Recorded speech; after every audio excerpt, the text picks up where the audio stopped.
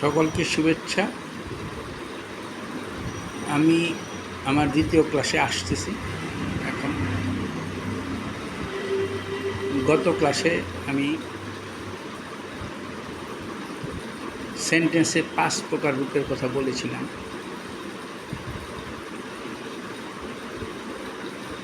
আজকে তারই একটি সেন্টেন্স, প্রথম সেন্টেন্স যেটা বলছি, প্রথম 1 নম্বর অ্যাসার্টিভ সেন্টেন্স সম্পর্কে কিছু বলবো। অ্যাসার্টিভ সেন্টেন্স বলেছিলাম যে অ্যাসার্টিভ সেন্টেন্স কোনো বিবৃতি প্রকাশ করে, স্টেটমেন্ট প্রকাশ করে, সেটা হচ্ছে অ্যাসার্টিভ সেন্টেন্স। এই অ্যাসার্টিভ সেন্টেন্সের বর্তমানকালের রূপগুলো প্রথমে আমি একে একে ক্লিয়ার করব। টেন্স অর্থাৎ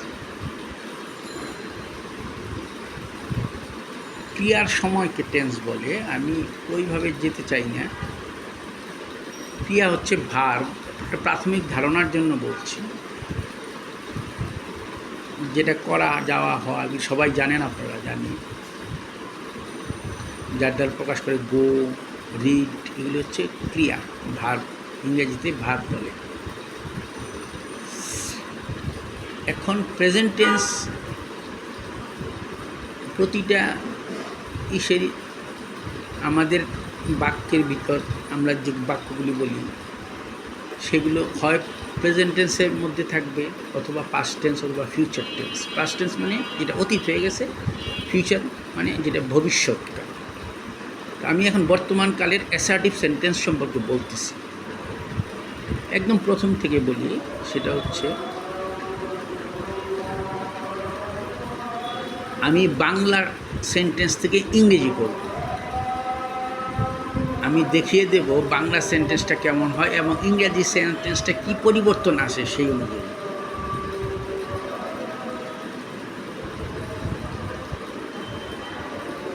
যেমন এটি একটি বই,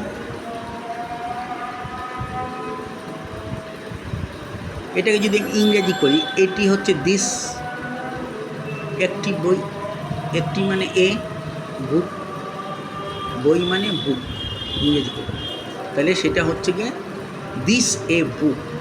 কিন্তু ইংরেজিতে সেটা হবে না। ইংরেজিতে ভার্ব হচ্ছে একটা সেন্টেন্সের প্রাণ। Without verb you can not make a sentence. এবং সেই কারণে ইংরেজিতে হবে দিস ইজ এ বুক। এখানে ইজটা ভার্ব হিসাবে কাজ করে, but it is not doing verb, যে করা যাওয়া, হওয়া, খাওয়া, এই ধরনের ভার্ব না। কিন্তু যেহেতু ভার্ব একটা লাগে এবং সেটা প্রেজেন্ট টেন্স বইলা, এখানে ইজ বসবে, দিসের সাথে ইজ বসবে, সিঙ্গুলার হিসাবে ইজ বসবে। এটা যদি প্লুরাল হইতে এইগুলো বই, দিজ আর বুকস, তখন হয়তো দিজ আর বুকস। কাজেই ইজের ব্যবহার। হি ইজ এ বয়, সে একজন বালক। আমরা বাংলায় কী বলি? সে একজন বালক। তাহলে সেটা কী হওয়া উচিত? হি এ বয়। কিন্তু যেহেতু ভার্ব ছাড়া ইংরেজি হবে না, সেজন্য এটা ইংরেজিটা হবে হি। আর এটা যদি প্রেজেন্ট টেন্স, সে একজন বালক মানে সে হয় একজন বালক, এটা প্রেজেন্ট টেন্স বলে ইজ আসবে। যদি পাস্ট টেন্স যদি ওয়াজ আসতো, একটা ভার্ব আসতে হয়। He is a boy, she is a girl, সে একজন বালিকা। হ্যাঁ, মহিলাদের ক্ষেত্রে, মেয়েদের ক্ষেত্রে শি হবে, শি এ গার্ল হবে না, হবে শি ইজ এ গার্ল। যেহেতু একটা ভার্ব আসতে হয়, এই জন্য ইজটা এখানে আসছে। এগুলি সব প্রেজেন্ট টেন্সের, অ্যাসার্টিভের প্রেজেন্ট টেন্সের রূপ। তারপর আমার একটি কলম আছে, আমি যদি বলি আমার একটি কলম আছে, ইংরেজিতে কী হবে? আমার আই একটি কলম, এ পেন আছে, have. I a pen have, এরকম হয় না। ইংরেজির ক্ষেত্রে বলতে হবে সাধারণত সাবজেক্টের পরে ভার্ব আসবে। এখানে হ্যাভটা ভার্ব, আর সাবজেক্টকে একটা সেন্টেন্সের সাবজেক্ট বলতে কি বোঝায়? সেন্টেন্সের যে কাজটা যে করে সে হচ্ছে কর্তা বা সাবজেক্ট। মূল যে কাজটা এখানে বইটা কার? আমার। কাজে আইটা এখানে সাবজেক্ট, সাবজেক্টের পরে ভার্ব আসে ইংরেজিতে। কাজেই যেহেতু ভার্ব ছাড়া ইংরেজি হবে না, কাজে এখানে আমার একটি বই আছে, হ্যাঁ এখানে আছে, এটা আমি শেষে দিছি বাংলা ক্ষেত্রে, কিন্তু সাবজেক্টের পরে যেহেতু ভার্ব আসে, ইংরেজিতে হবে আই হ্যাভ এ বুক। যেমন দিস ইজ এ পেন, এই যে this is a pen, is আসলো, হ্যাঁ সেইভাবে টুডে ইজ ফ্রাইডে, আজ শুক্রবার। আজ শুক্রবারটা আমরা কি করব? তাহলে টুডে ফ্রাইডে হয় হুবহু যদি আমি ইংরেজি করতে চাই, কিন্তু ওই যে বললাম যে ভার্ব ছাড়া হবে না, কাজে এখানে টুডে তারপর ইজ আসবে।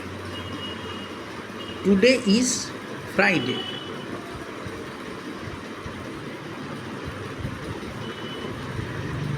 তাহার একটি কলম আছে। তাহার বলতে হি বা সি, মেয়েদের ক্ষেত্রে সি। তাহার একটি কলম আছে। তাহার একটি, হি এ পেন আছে, হ্যাজ। একইভাবে যেহেতু সাবজেক্টের পরে ভার্ব আসে, এখানে সাবজেক্ট হচ্ছে কি, আর যেখানে হি হ্যাজ এ পেন। আমার একটি বই আছে, আই হ্যাভ এ বুক, এটা বলেছি বোধহয় একটু আগে। এইভাবে করে